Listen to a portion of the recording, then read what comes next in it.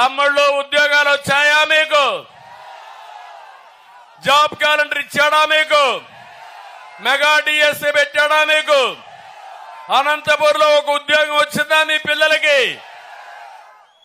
మళ్ళా మీరు వస్తున్నాడు అతను ఇక్కడికి రాయలసీమ తిరుగుతానని. నిలదీయాల్సిన బాధ్యత మీకుందా లేదా అని మిమ్మల్ని అడుగుతున్నా. ఎన్నికల ముందు చెప్పాడు ఏటా జాబ్ క్యాలెండర్, మెగా డిఎస్సి.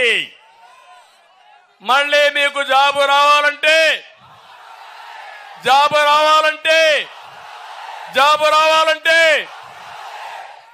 మీరే చూశారు, కియా మోటార్ వచ్చింది. అది మన రేంజ్. జాకి పారిపోవడం వీళ్ళ రేంజ్ అది.